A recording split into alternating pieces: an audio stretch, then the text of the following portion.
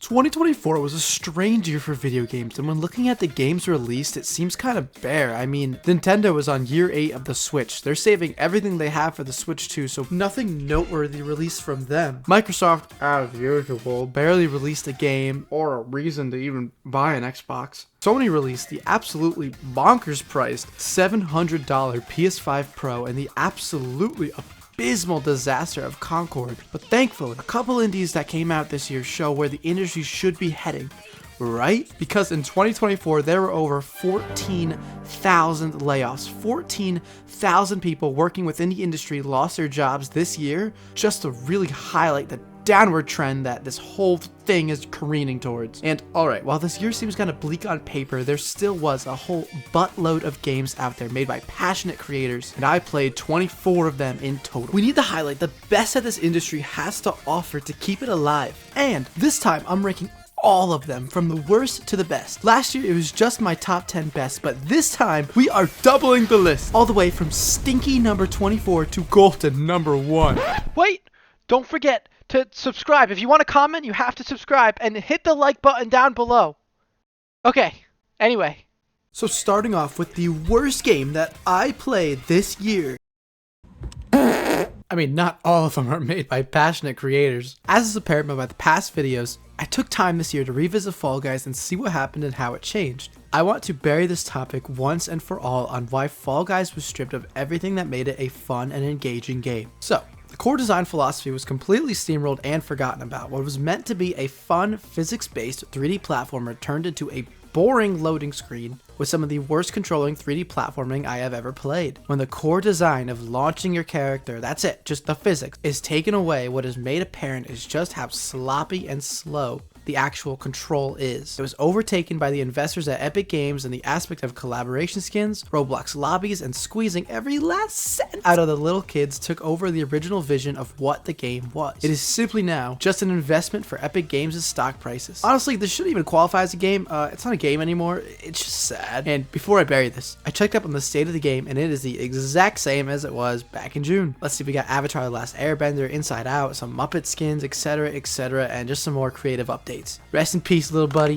Rest at the bottom of the list for good. And I think I've said all there is to really say about Fall Guys. Yep, I mean, I only talk about it again though if it gets added to Fortnite, but like that will ever happen. I'm just like you. You are? Yep. You're probably wondering why this is higher than Fall Guys. I mean, Stumble Guys has an infinitely lower production value, only one song, and is even more grimy than Fall Guys with its monetization. Well, the reason is to keep you on your toes. This list is going off the walls, and I'm in control. It's actually more for the missed potential. And, you know, this game, it doesn't piss me off as much. Fall Guys had the creativity, soundtrack, solid path, but it sold out hard. And at the end of the day, they are both shitty shit stains. But at least Stumble Guys doesn't have you playing for 30 seconds and then waiting for 2 minutes. It's all the same song and dance. It just looks poopier so they can squeeze the most amount of slop for all the little kiddies that play the game. I also made a more in-depth video on this dumpster fire you could check out later. But yeah, that's pretty much the summary. In my video on the game, I called it a filthy power site that attaches itself to other IPs to piggyback off of their success and masquerade the grime that lies underneath. Stumble Guys is not a game, it is a product. And I am still absurdly proud of that bar. So, when do I get to talk about the good games I played this year? Damn, you missed your thermite because you're fucking trash. Imagine. What? You put CSGO this low on the list? Yeah, that game's trash. Your opinions are That game's garbage. awesome. You just gotta- you just gotta actually like that game. You're gonna have to Valid. disagree with you on that It's one. actually my game of the year 2024. Okay, if this were a tier list, we're now approaching the D tier. Most multiplayer shooters in general, I operate on a look but don't touch kind of mindset, and CSGO was at the top of my list until after a lot of convincing I finally caved. A fun part of CSGO is the comms are super easy to use and everyone is usually on mic. You know, it's one of those games that are fun with friends, but that describes every single multiplayer shooter ever made. When I look at CSGO under a finer microscope, the cracks are so readily apparent. I recognize that there's a pretty noticeable learning curve to the sheer act of just shooting your gun. You have to stand still and shoot. If you're moving, your bullets are going to fly literally everywhere. Oh, it's like a JRPG encounter. Both of you guys are locked in combat. Oh, I'm dead. Yeah, getting shot in the head by a lot of the guns is an instant kill, and the maps are designed with these small choke points and tight corridors. The hardpoint like game mode is actually unplayable because the time to kill is so low that you get popped instantly every single time you move. The only actual playable game mode is just competitive. And fundamentally, I'm on a competitive map. Me sitting in a corner and waiting for the guy to walk in is the best strategy because I'm not moving, so my bullets are gonna be way more accurate. But the other guy isn't because he has to plant the bomb. And me just sitting behind a car, it isn't fun. Playing Counter-Strike isn't fun, but hanging out with your friends and playing Counter-Strike is a lot of fun. Thank you, Phil Spencer, that this game is on Game Pass because you will never catch me spending 70 bones on Call of Duty ever in my life. During my short 1-month stint with Call of Duty Black Ops 6, I played a lot of the multiplayer and the zombies. Zombies was fun. I mean, there were only 2 maps. The town map was great, and the other one with the underground lab stunk. But I played Call of Duty for the multiplayer. I mean, there's a reason why they recycle the same gunplay for the past 19 years. And the new marketing gimmick is this omnidirectional movement, which doesn't impact gameplay as much as they'd like you to think. It looks funny and can make you feel like a war acrobat, but that's really about it. If you thought about having fun without dedicating hours a day, absolutely not. The progression system rewards intense grinding, and the players that dedicate more hours get more attachments. So the sweaty no lives have an advantage over average Joe. But the worst of it all comes down to the maps, and I loved Gunfight and Modern Warfare 2019, but the tiny map in the house is atrocious, and the only good one is the election map, and even that is pretty much ripped straight from MW. But what really killed it was the 6v6 maps. Aesthetically, there's some fun standouts like the Italian restaurant, the football stadium, but their design is trash. The 3 lanes feel so disconnected. It's like 3 different battles going on in each lane. Map design felt like they just weren't even trying. But even when Call of Duty is executed this poorly, it's still pretty fun. But Walker went left. Is that why we can't hear him? Back in January, Lethal Company got immensely popular, seemingly out of nowhere, and the craze consumed everything. But when I actually played the game, I just didn't get it.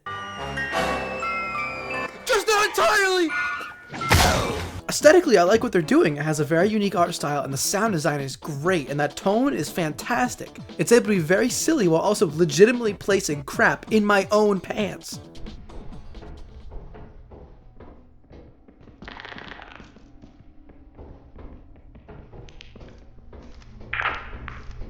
Walker, I just shot my pants over. Walker just shot my pants over. But it's pretty low on the list because moment-to-moment gameplay isn't very fun or engaging. After you do a couple runs, everything kind of feels the same, and going for various scrap in the buildings, it didn't grab me like it grabbed everyone else. But that's not the point of the game.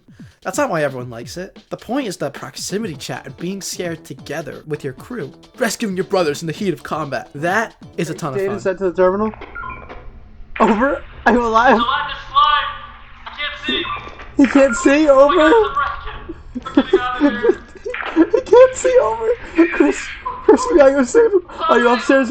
Are you upstairs or downstairs? Over. Are you upstairs or downstairs? Over. Hopefully for a Lethal Company 2, you're doing a little more in the actual buildings, and the core gameplay is just expanded on.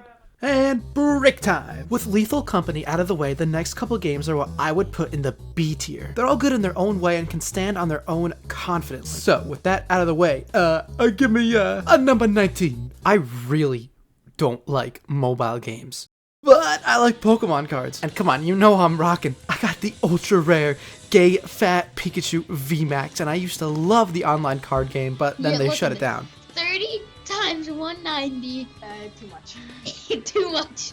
So then, Pokemon released a totally ground up with a fresh roster of cards, mobile only, TCG Pocket. The card game nowadays is unplayable for a lot of reasons. I mean, not only is it incredibly expensive, but there's cards that do gigafarts of damage, like Reshiram and Charizard. A basic card with 270 HP is outrageous.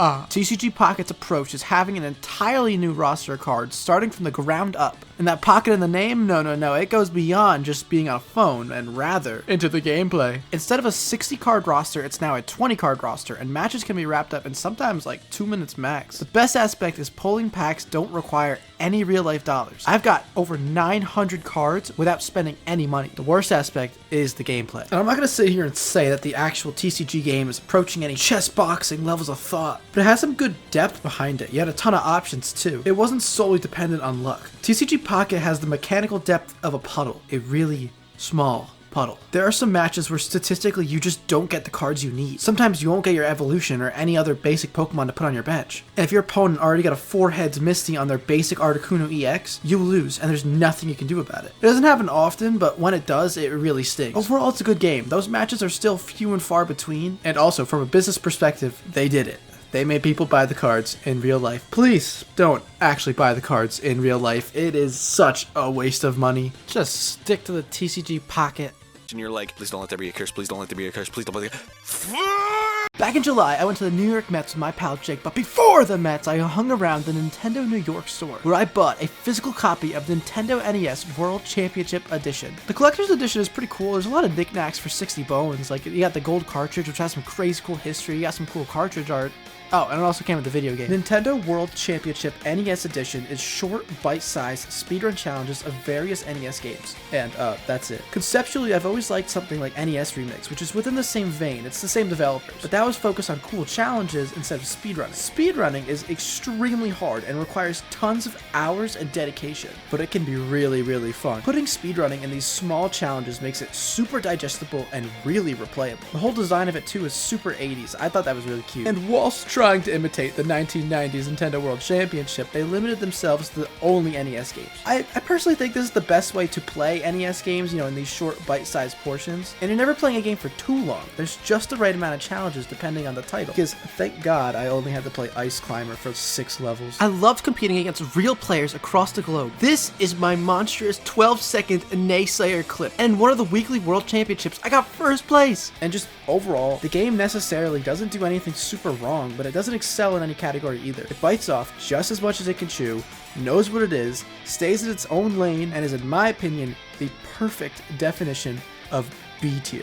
Yes, a real video game! Sonic Generations is an absolute great time, but lasting through at Sonic speed with 3D and 2D Sonic levels is simply put joyous, but some parts of it are better than others. First half, the modern Sonic levels features long hallways that really emphasize reaction time. Sonic at times kind of feels like a race car, and I just didn't really rock with the style as hard as others do. To get the most out of these levels, it rewards replayability and an understanding of the level design, but I didn't feel super strongly to come back to these levels because Sonic himself felt way too slippery to control, and you don't have a ton of options within your movement. Going for the red rings was one of the worst things I did too.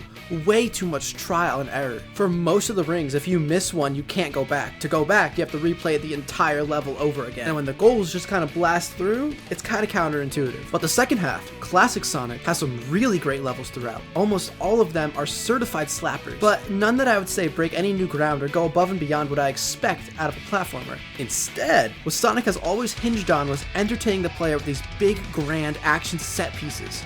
Like Speed Highway has you running down the building and then you smash the robots when you hit the ground. City Escape has the iconic gun truck chasing you, but this time it grows like turbo jets. Crisis City has the fire tornado, and I can go on and on for just about every stage. Sonic the Hedgehog just overall kind of runs on vibes. Even the poopiest games in the franchise never fail to leave you entertained, no matter how covered in dog shit they are. And Generations does a pretty solid, but more importantly, consistent job. But the absolute crown jewel of the entire franchise, honestly, is the music. And Generations operates on kind of a greatest hits, remixing some of the best songs, some of the best levels, across the entire series, and then you can unlock the old songs from the other games to play when you replay the levels or go for the red rings, which I did. I just wish the story wasn't total fish paste. With a premise as simple as like, okay, go and revisit your past levels through the years, they literally tripped and fumbled, then wrote a whole bunch of nonsense, and then the re-release. They tried to change it, like rewrite it, but that wasn't the problem. It was the storyboarding. I mean, I guess it doesn't really matter. Like, with a premise like that, you're not gonna like reach Adventure 2 or whatever, but whatever. I don't care. Skyward Sword. Play Skyward Sword. So, I was writing my bit for Skyward Sword, but then I realized I actually have a lot more to say than squeezing my thoughts into 2 minutes. So I'm going to do that separately. But I mean, it's Skyward Sword at 16. That just shows you how quality these next 15 are going to be. And it also leads to A tier. It's an easy recommendation, but not at full price. The game's like 14 years old. And play the Switch version, don't get the Wii one. There's a ghost Wiimote on the screen at all times. It's very annoying. That's it. So you're saying that you don't have rhythm? What if studios other than Nintendo made innovative, polished, good games again? Like from the GameCube era? Well, the answer? The entire studio gets shut down by Microsoft. Hi-Fi Rush is a game that had no marketing and was dropped on day one. They packed and shipped one of the best games of the year, absolutely brimming with color, animation, and personality. Hi-Fi Rush is a wholly original rhythm action platformer. The biggest emphasis I should place is on the rhythm. The entire world moves to the beat, you jump to the beat, you fight to the beat. Every input you make should be on the beat. It is a totally unique, never before seen mechanic that the entire game lives and breathes on. However, I got rhythm. I kind of suck ass at the game. I died a lot. And come on, you know I'm playing on hard mode. The combat is great, and if not, a little generic, if you disregard everything going on with the beat. You can upgrade your moves and learn more flashy combos to add some personality to your own gameplay. And the challenge is great, even if it took a lot of continues for me. But the game is constantly egging you along to get back up and try again. I felt so motivated by the story to keep pushing through. And the story itself is you trying to stop basically Plankton from executing Plan Z from the first SpongeBob movie. Hey, go watch that video. The cutscenes are crazy. Some of them blend 2D and 3D animation together seamlessly. How about...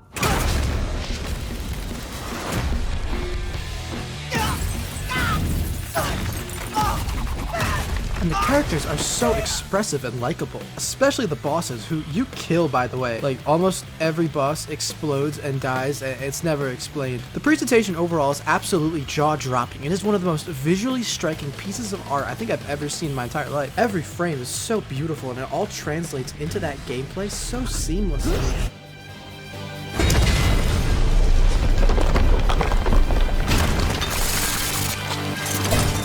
Hi-Fi Rush never fails to entertain and delight the player every single frame. Oh, and Nine Inch Nails is the final boss.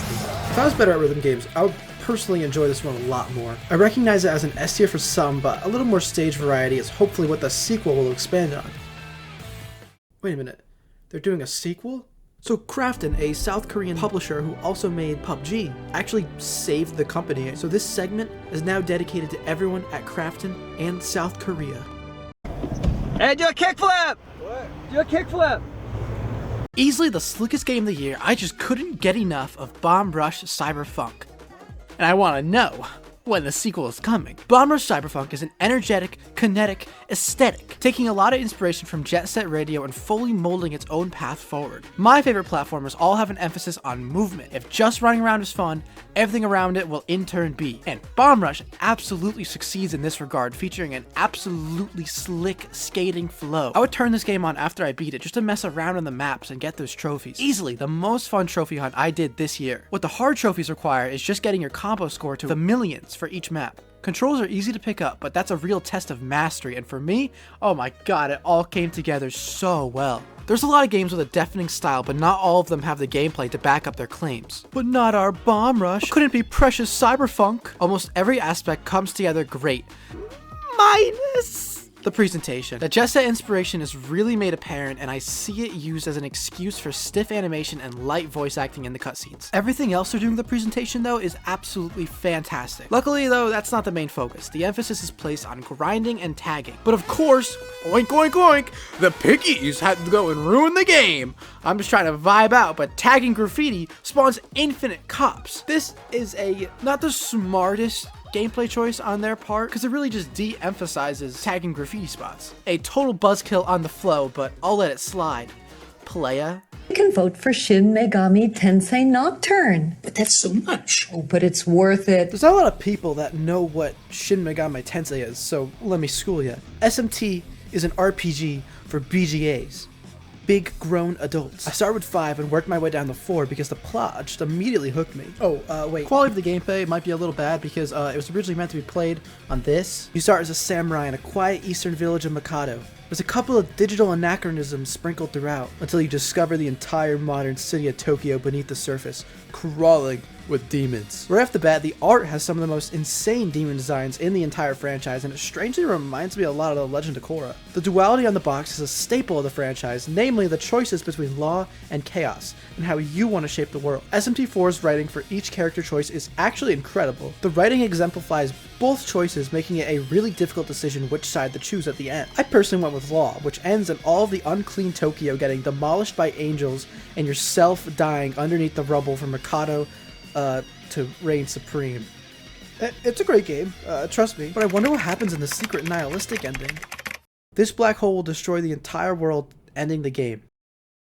Let's talk gameplay. Press turn is the best RPG mechanic ever made. You hit a weakness and then pass the turn to your entirely customizable party of demons. The enemy follows the exact same rules as you do, and it can be brutal if luck is not in your favor. The difference between 4 and the rest of the series is the smirk mechanic. Hit a weakness, block an attack, reflect, whatever, you gain a smirk icon. This basically guarantees your next hit will be a critical, twice as powerful, and as long as you're smirking, attacks will pretty much always miss. The enemy has access to smirking as well, and it offers a little too strong on that element of luck into gameplay and could really use a nerf. Dying isn't that bad though. The plot is always egging you forward to see what happens next. The game can be a little too optimized for handhelds sometimes. Your demons can drop like flies because their health is so low. And don't get me wrong, it's got that great pick up and play nature, but it does kind of get in the way of gameplay. And once I realized physical skills were overpowered and were always the best option, mostly because they had the tankiest demons, the game got really easy. If SMT4 had a remake to optimize it for home consoles, it would be heralded as one of the best RPGs ever made.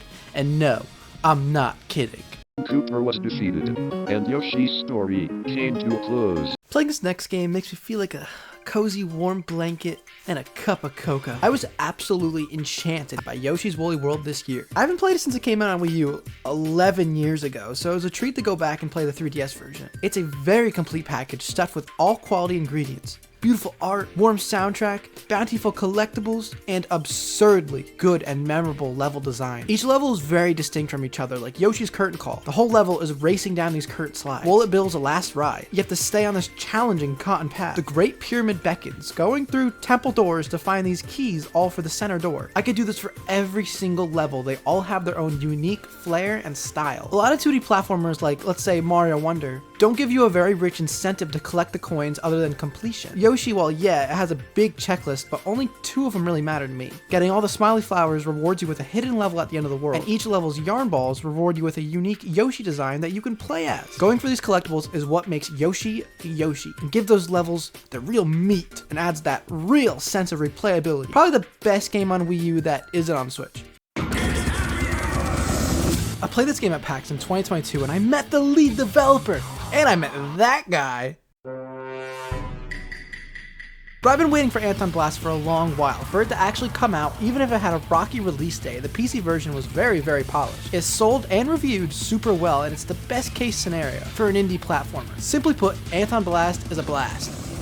Get it? It's another Wario Land inspired game, kind of like Pizza Tower, where you have to collect treasure and then set a timer to return to the start of the stage. The simple Crash Bandicoot moveset complements the game really well because, I mean, it's designed around it. And I found the game to be the perfect amount of challenge until you get to Satan. Satan is way too hard, but it is the devil, so maybe that's the point. It stands out among its contemporaries by placing emphasis on blasting and speed. Destruction is the key principle, and you get to blast through at crazy speeds to keep the fun going. But there's no stress. You can take it at your own pace if you want. The level themes are so inventive as well. There's a level called the Big Bath that is a reference to the Backrooms. What game? At the Backrooms level. Anton Blast has a visual style that is really unlike anything else. Such exaggerated posing and sharp designs give it that unique flavor. But my one big criticism with the game comes down to the story, not to be confused with the plot. The plot is great. I love Satan and his nefariously goofy motives. Oh, hello. Are those real?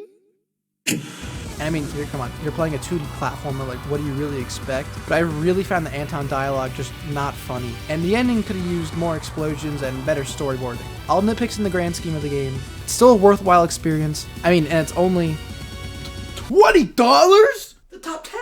We made it! These next few are the S tier and the GOAT tier because some experiences are just too peak to be confined to the S. Looking at the list, it's a pretty solid spread going on.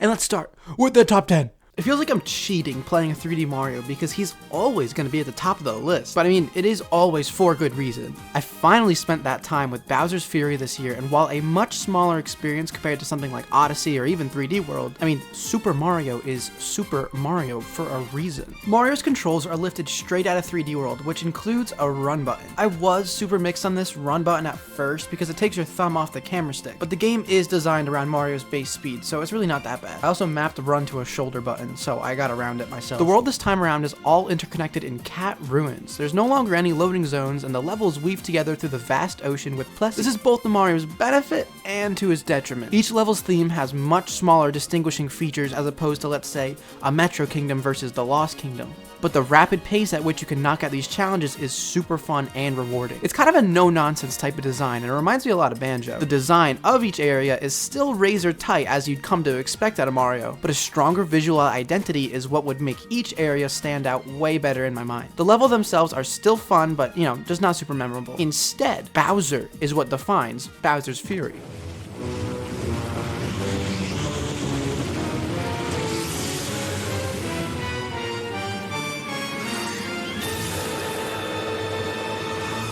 Bowser gives the perfect amount of flavor this game needs to make it stand out. He messes you up in gameplay and can even help you find cat shines. And then once you get enough cat shines, you get the Ultra Bell and then start the Kaiju Bowser boss battles. And that is what I'm talking about! I feel like the next 3D Mario is going to take a lot of cues from Bowser's Fury, even though I want a more Odyssey 2 style. But I mean, come on, Mario doesn't miss. I think everyone has full faith in this team. Please make the Paper Mario game I know you're more than capable of making. Paper Mario has 2 RPGs in its series, N64 Paper Mario and then the Thousand Year Door on GameCube.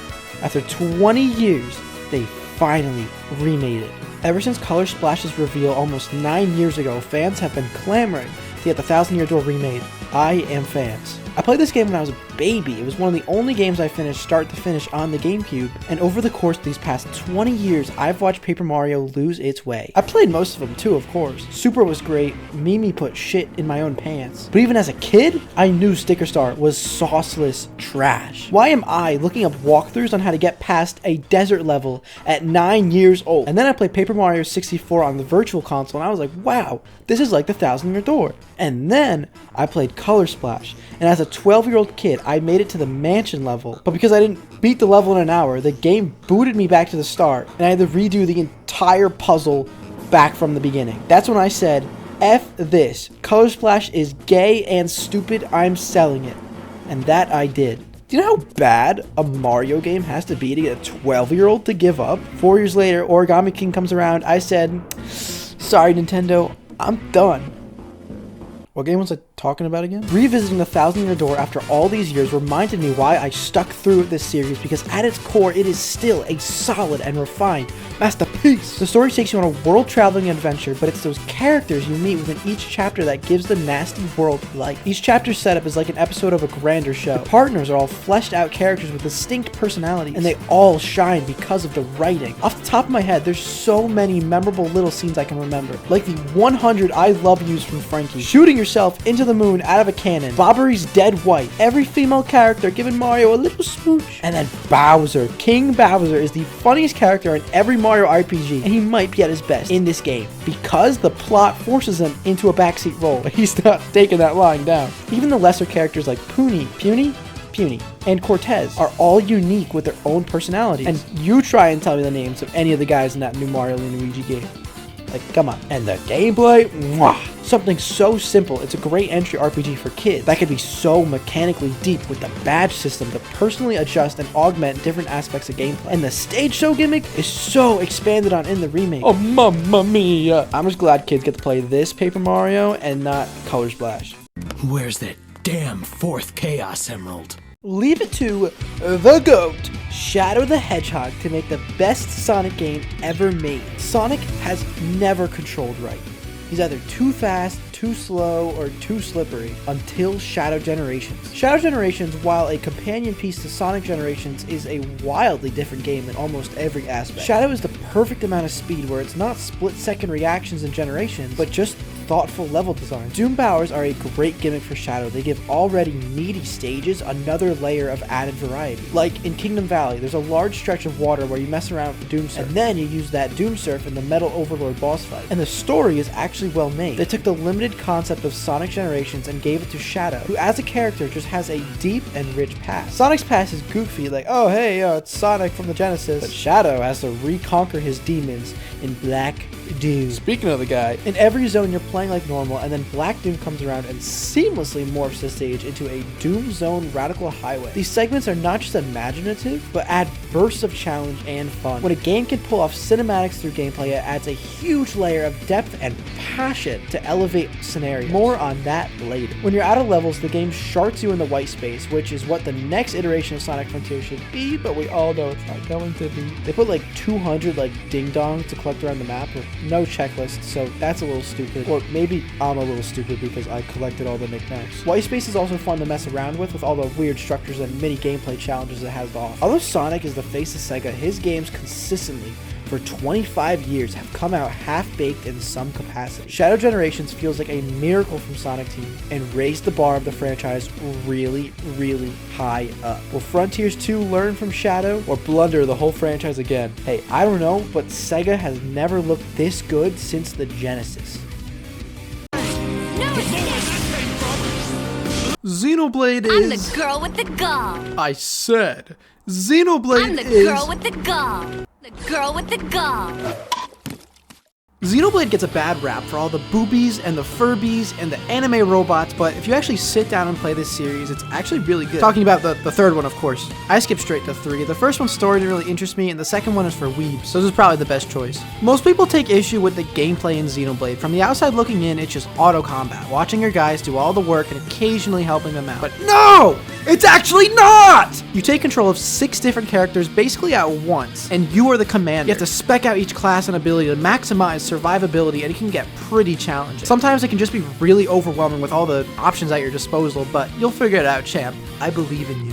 Gameplay this time around is said to be super refined as opposed to its predecessors, so I can only imagine how monotonous it used to be. Defending is easily the worst part about combat. The enemies, while having really cool designs, all felt the exact same fights at their cores. The difference between a giant robot and an infantry unit is honestly minimal. The attacks can't really be dodged, they're just kind of damaged. More moment-to-moment gameplay would be really, really nice in the future, especially when defending. What hooked me was definitely the premise of the story. 2 clans at an eternal war with soldiers who only have 10 years to live, being played like puppets by some bigger organization. And the protagonists start asking questions like, why do we even exist? The main stars are, of course, the characters. Noah, Mio, Lan, Senna, Taion, and Yuffie are all extremely memorable and some of the best cast in an RPG I've ever played. It's why I kept playing the game. And then you make it to chapter 5 and you're just sitting there, you're like, their love is doomed by the plot. Because you grow so attached to them. It's so weird. I'm chugging through the gameplay to get more scenes of these guys literally just hanging out. The presentation is then completed with the soundtrack. The soundtrack is actually one of the best soundtracks in RPGs ever. And no, I'm not kidding. The highs in Xenoblade 3 are some of the best of the year, and I just praised the writing and the voice acting in an anime RPG. Do not sleep on Xenoblade 3, people. Come on. Kid Icarus Uprising puts you in the front seat of a Disney movie. How the cinematics of the flight sections play out are just so masterfully choreographed. The dialogue and story that the game tells is also straight up hilarious, expertly written and voiced. Like, come on. Wow, whooping that huge body must be a real pain. Who are you calling huge, you insignificant little thing? That's pretty good. A wildly creative on-rails shooter for the Nintendo 3DS. The 3DS. Who's the madman that comes up with this stuff? It is one of the strangest packages of a video game I have ever seen. Now, I'm no composer, but score is an often overlooked aspect of video games. A score goes beyond being another part of the soundtrack. It is a song that can perfectly elicit specific emotions and follow what's happening on screen. Most games just use single tracks for their scenes, which makes sense. When dialogue goes at a player's pace, it can't always sync up the gameplay. But not for Kid Icarus Uprising. How the score shapes the flight segments solidifies that animated feeling, roaring you in and out of combat and adding to that feeling that you're in the interactive movie. Let's take this example. Diving towards the sea floor, and then uncovering a glittering cave.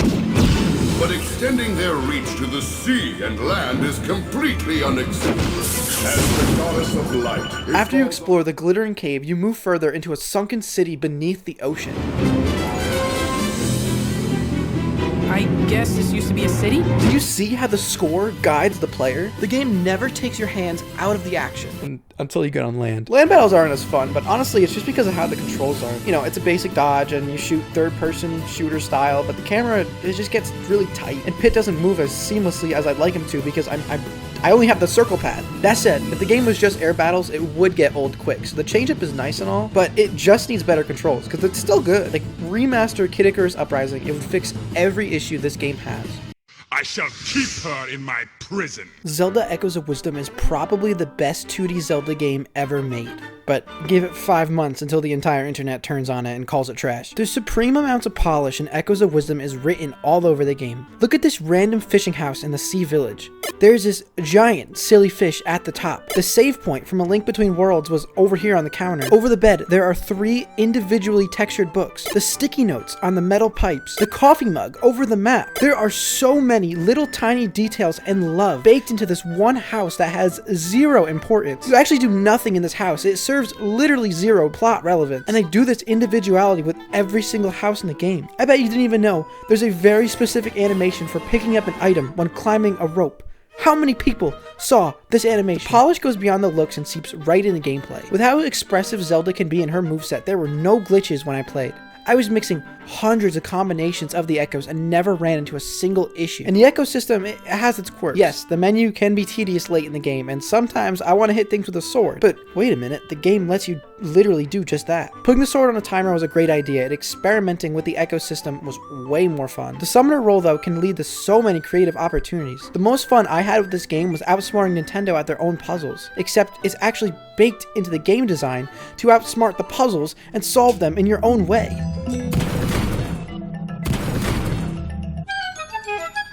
Can the water block break the game inside and out? Sure, but I see this as more of an accessibility feature for younger players. If you think the water block is too easy and not fun, just don't use it. Use any other of like the 150 echoes. It gives you the freedom to approach every obstacle in your own way. That is the beauty of these modern Zelda games. It's Nintendo's biggest sandbox experience. It's the entire industry's biggest sandbox experience a player can have. I had such a blast with the game, I went and got every single heart piece. Just because I didn't want to put down the game. You gotta have a lot of wisdom to fully enjoy the game, so that's why Game Journalist gave it a 3 out of 5. Time for a Sujimon battle! I've looked at the Yakuza franchise always from a distance. It seemed fun and cool, but I guess all it took was Hawaii to finally lure me in. And Like a Dragon Infinite Wealth is a celebration of the entire Yakuza franchise. Every single game, even the zombie spin-off. And what's here is a super in-depth story with these dual protagonists, taking on Kamurocho, Yokohama, and the brand new location of Honolulu, Hawaii. Almost every character except for Jungi all have pretty big significance to the overall plot, which is a beautiful story with morals about forgiveness with Yamai, Eiji, and Ichiban, and redemption with Ebina, Nanba, and Kiryu. Not to mention the social commentary involving Hawaii's nuclear waste disposal problem and Japan's 5-year ex-Yakuza clause. The plot is very smart in how it juggles intense personal conflict with gripping social commentary. Even the gameplay is a super unique take on RPGs with how you position your characters against the enemies, mixed with their own take on the classic job system. All these elements, mixed with a stellar presentation and incredible music, is only 50%, and it still gets an S tier spot. But the other 50% I haven't even mentioned, because this game has sub-stories involving callbacks from the older titles like stopping a UFO, a Pac-Man homeless can collecting minigame, Tinder, Crazy Taxi mixed with Uber Eats, a love story for your pet crayfish, and there's 52 in total.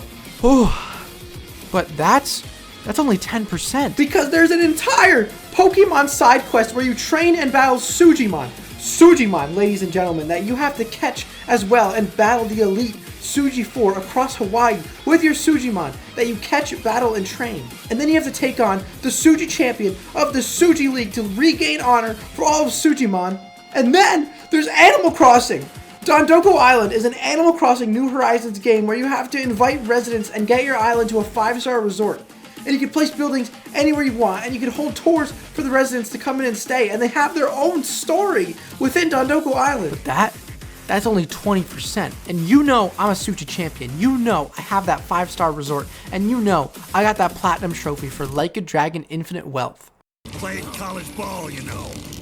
Hey, wait a minute, I already did a video on this. To summarize, Metal Gear Rising is a really funny action game with really good music. That music tells a pretty rich story about each boss, and then the gameplay is lightning bolt action with a special Zandatsu mechanic. In a story, I gravitate more towards personal conflicts, you know, a nice character-driven narrative. It's probably why I like Xenoblade 3 so much. And Raiden's character arc, it's just really well told, as well as featuring some high-octane action. Whew. Honestly, it's the third best game on the list because of Senator Armstrong. He played college ball, you know, and not at some cushy Ivy League school, but the University of Texas. Rising can be beaten in like 7 hours or something and goes on sale all the time. I love something like a Dragon Infinite Wealth, but beating that game's story took me 80 hours. I made a video on it, so I shan't bear repeating, but this is one everyone should play. What did you say your name was? Wait a minute, we're actually doing games that came out this year? Oh, okay.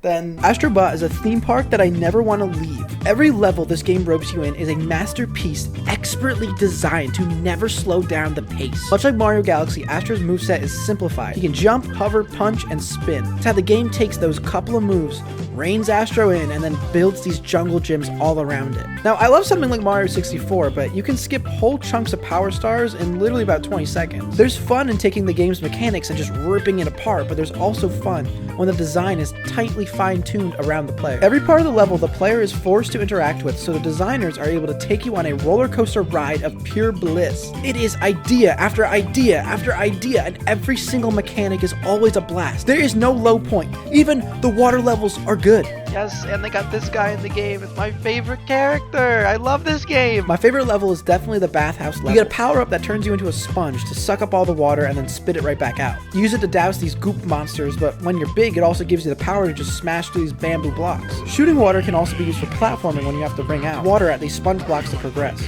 And then you can find secrets by using the weight of yourself to break through this paper. Go through a platforming segment where you make the level using the water, and then find the collectible at the end. After this level, the idea is never used again. It's the constant barrage of every single stage. When we first saw the PS5, it was to make games like this. Not hyper-realistic nonsense that still runs at 30 frames per second. And this game couldn't be done without the PS5 and the DualSense controller. With the controller, the sound design finally wraps the bow on the experience and keeps you locked in. Walking over metal blocks, the tippy taps and the laser feet comes out of the controller.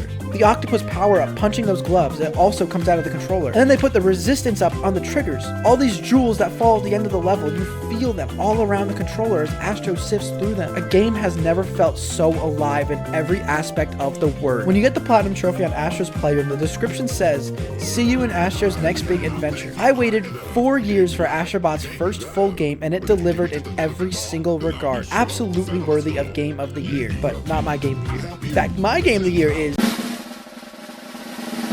You know what we say. The only people who don't like Persona games have never tasted one. I think everyone on the planet should play a Persona game. The world today lacks a lot of empathy. I mean, just turn on the news, look at all the constant hate just always circulating. A game like Persona 3 Reload puts you in the shoes of a blank slate where the main crux of gameplay is talking and hanging out with people. Stories are an overlooked aspect of life, and I'm not talking about plot, I'm talking about story. Stories go as far back as cave drawing. Sharing, listening, and understanding others' stories offers perspectives on others' lives that most people really take for granted. In Persona 3, you get to hang out with some drunk old man who wastes away in the nightclub and get invested in his life, how he wants to make amends to his family and his son. And not every story is a home run. The best friend character is in love with his teacher, and then the teacher is in love with you. But it's okay, alright? The game encourages you to take your time and pursue the ones that you want. Finding relatability in the life of a friend with a chronic illness or just a classmate from school is what the game really hinges on, and at least one social link will have a moral that resonates with you. The plot is still a jaw-dropping backdrop to really let the relationships of these broken and depressed party members all earn their moment to shine. Despite the awe-inspiring visuals, Persona 3 is not a happy game. The original got this point across a lot better, but I still think the flashiness is integral to the tone. It's like a barrier put up around the real feelings underneath. Because on the inside, this game is still heartbreak and torment. My favorite is the entire Junpei arc. That love story where he tries to warm up to the antagonist, and then the heartbreaking finale, which then comes to his realization of his evolved persona. Burn in hell! And the idea of a character's persona has never shined brighter than in 3. Having their personas evolve through the plot's events is something the series moving forward should have kept. It allows each character to have a much stronger connection to their other selves, seeing them grow and change as people through the plot points in the story. In something like 4 and 5, they have social links that, they have a cool arc, but their change isn't reflected in the plot. It kind of happens early and then they're just stagnant moving forward. So it has the heart and it also has the meat, because gameplay is just as snappy as 5, but this time it's faster in and out of combat. There is too much to talk about why I love this game so much. Presentation, I mean, come on. Are we looking at the same thing right now? Look at these menus and animations. It's like crack for the eyeballs. And then the music, color in your night.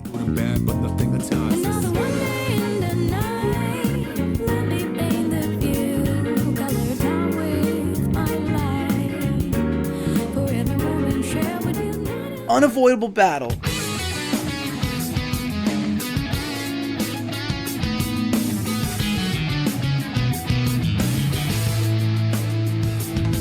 Full moon, full light.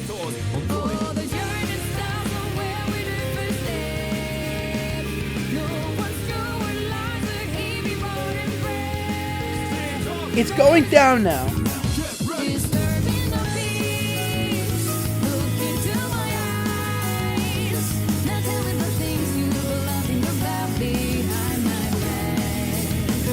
Persona 3 Reload is my unequivocal game of the year 2024. The world completely hooked me and had me sucked in from the start all the way to the Thug tier conclusion. And that is the top 24 games of 2024. If you disagree with any on the list, then make your own 40-minute video, buddy. I'd like to see you try.